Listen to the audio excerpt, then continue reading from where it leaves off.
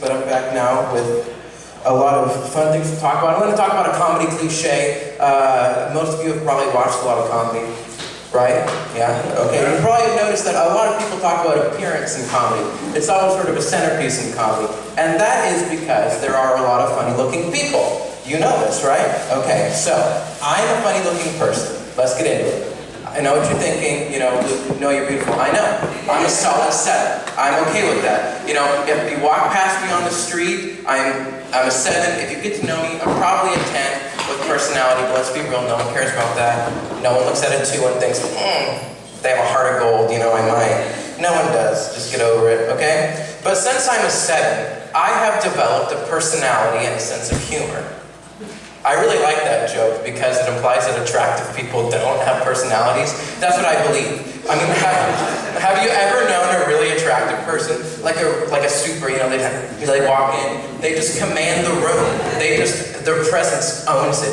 If I don't have 2 one-liners and a funny story prepared when I walk into a room, I lose all control. If you're a 7, you have to captivate your audience. No one gawks at you.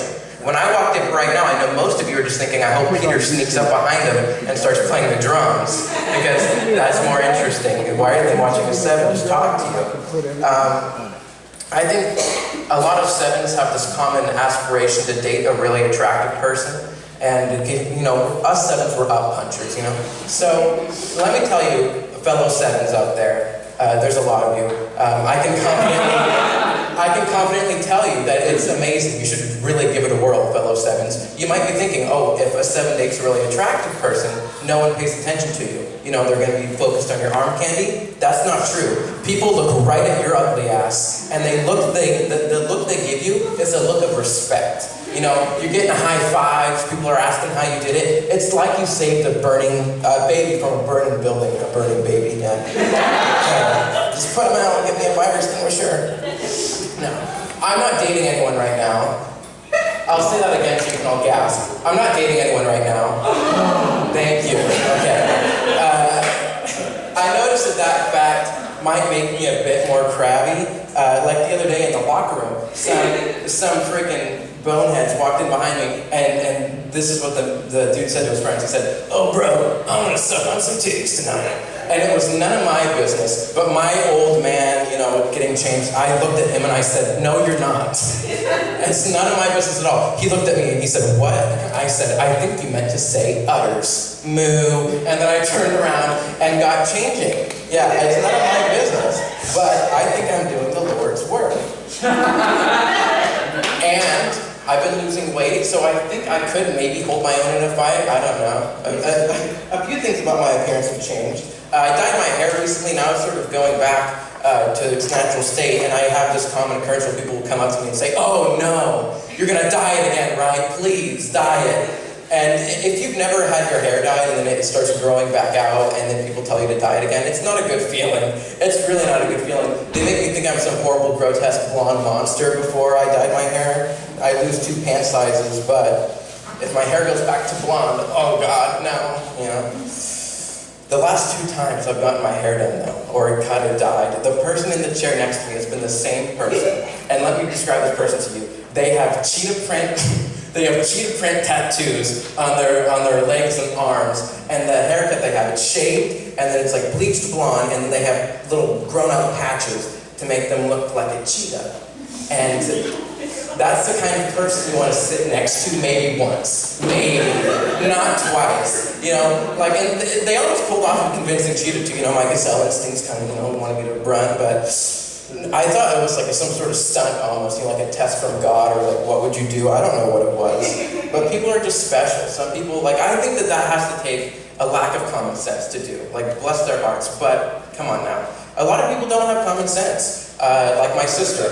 My sister needed to produce a stool sample for her doctor once, and I didn't know that. And I went into the freezer to get ice cream, because I had, you see where this is going? I had my own ice cream in there. It was Halo, it was sugar-free, it was peanut butter jelly, and on top of my ice cream was a container that I didn't know what it was. So I took the container off, and it had my sister's shit in it, in the freezer, on my ice cream. I threw away the ice cream. The kicker is, my sister thought I was the bad guy in that story, because she said I wasted ice cream.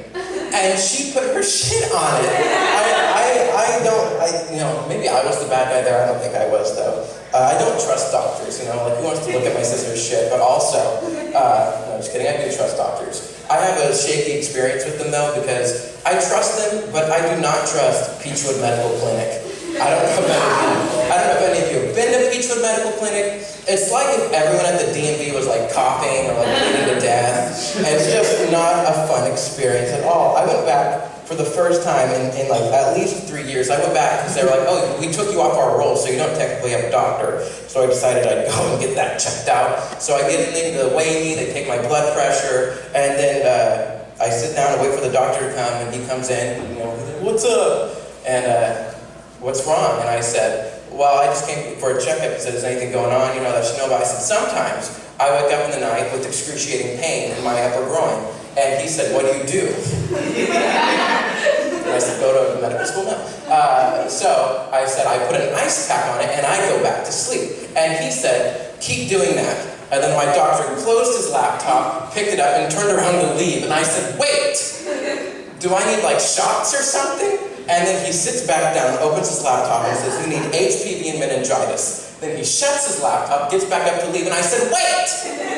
Can I just do those now? And he said, you just want to do those now? I said, yes. And, okay, people, it's as much fun running through a field of cacti naked than it is to go to Peachwood Medical Clinic. I'll limit my visits when possible. So he said, okay, I'll have the nurse come in and give those to you. So she gives me my meningitis shot, my HPV shot, and then she says, I don't know what the doctor told you, but the HPV vaccine takes 3 shots, so we'll need you to come back in a few weeks.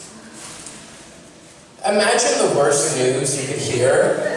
That's more fun than being told you have to go back to Peachwood Medical Clinic an additional 2 times. So I go back in there a few weeks later, I sit back down and steep in a mixture of what I call the Duluth Cocktail of dread and wrath. So I'm sitting there waiting. At 11 o'clock when my appointment was, I see a nurse leave. 25 minutes later, 11:25, she comes back in. 25 minutes after my appointment was scheduled for, she comes back in with a Starbucks. 5 minutes later, she calls me back and gives me my shot in 20 seconds. This bitch left exactly at 11 when I was sitting there in the waiting room. She got her Starbucks, then gave me my shot. I swear. I mean, it's not a recent thing either. My problem with it was that back in elementary school, I had a wart on my toe. This is going to be a really graphic story. People are going to love it. So I had this giant wart on my toe, and the doctor said, it's too big to freeze off. This is the same doctor. It's too big to freeze off. And I was like, well, what do I do? And he said, we could burn it. He was really excited about that. So I said, I guess. He numbs my toe with a very painful injection, and then he gets out what I can only describe to you as a blowtorch. And he torched my foot, and I had a hole in my toe for months. For months after. So it's not a recent disgust that I have with them. But I do, for the most part, trust medicine. I do like reading about older healing methods, though, like back in the old war days, like in World War II. I learned a lot about meth recently. Meth, very cheap, very easy to make. You probably know this. I learned all of it in school. So, yeah, if you want to make meth, you probably can. But the meth was first used predominantly in World War II, first by the Nazis and then by everyone else, and they called it alertness aid. And it was really good at its job. So basically what they would do, they would give it to soldiers to keep them awake. And if they were like in the hospital and they thought, maybe we could just send them back out there, they would give them meth. So just imagine that a methed up Nazi just running at you. I still got it, That's terrifying. I wouldn't want to be in the same room as a meth head with a Nerf gun, let alone a Nazi just running at you. No, thank you. I don't need that. Even if the gun's fake, I'm not going to risk it. No.